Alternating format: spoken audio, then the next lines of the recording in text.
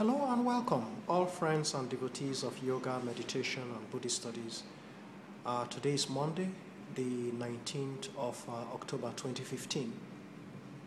And I'm just going to continue reading my Dhammapada from chapter 13. I believe we are on chapter 13 today. For those who are watching my videos for the first time, I'll begin reading from verse 167. The Dhammapada, of course, is the summary of the wisdom of the Buddha. The Buddha's wisdom in a nutshell. The Buddha had very extensive teachings. He had volumes and volumes of sutras. But the one good thing about Buddhism is that all the sutras were eventually summarized. All the teachings, all the works of the Buddha were able to summarize everything into the Dhammapada. The Dhammapada is like a summary of Buddhist wisdom, of Buddhist teachings, the Buddha's wisdom in a nutshell. Verse 167, these are my translations, which I did over 10 years ago in English language. Don't follow a path of existence that is mean or wretched. Don't cultivate a rash habit lacking seriousness. Don't be deceived or misled into embracing errors, erroneous ideas, and don't cling with greed to material existence. Verse 168.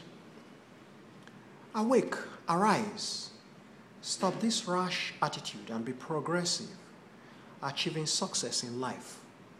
A man who strives in accordance with the right and proper standards rejoices, and his heart is gladdened both in the present life and in the afterlife, in the hereafter. Verse 169.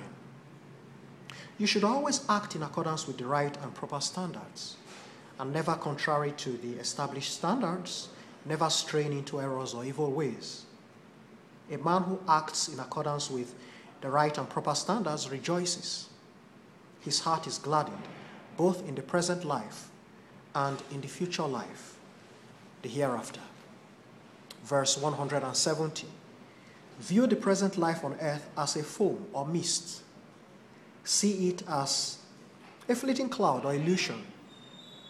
He eludes the ruler, the supreme lord of death, who sees the present earthly life that way. Verse 171. One should view the present life on earth as a splendid golden or gold-sprayed vehicle for the monarch.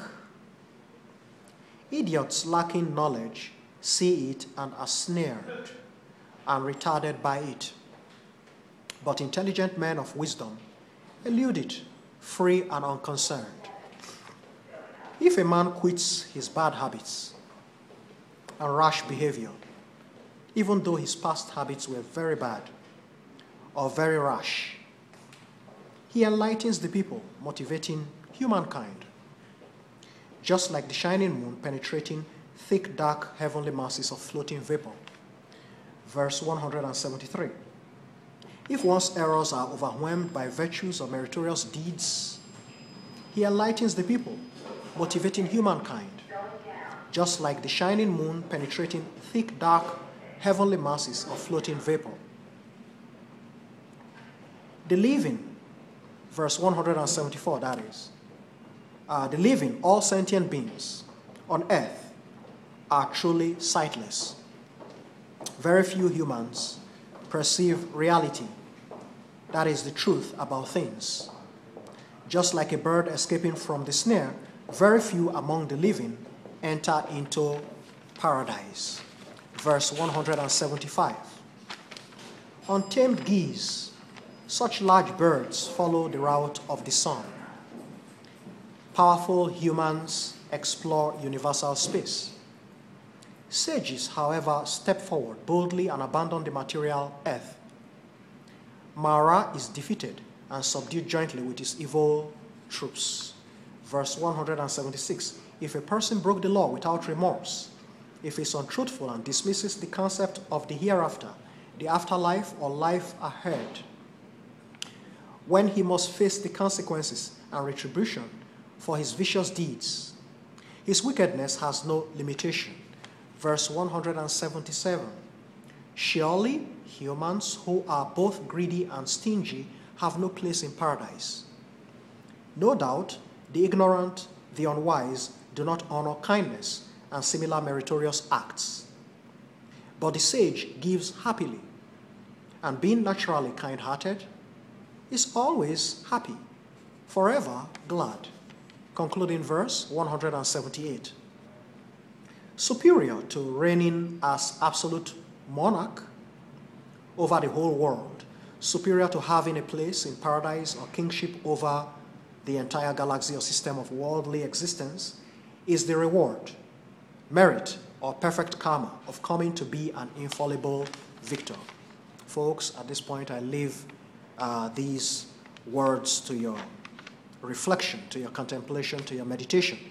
This was precisely the way the Buddha taught them. These words are medicine. Well, between us and the Buddha, it's a teacher-student relationships. Teacher-student relationship. We are the students of the Buddha, and his words for us is medicine. This was how it was perceived in the early school.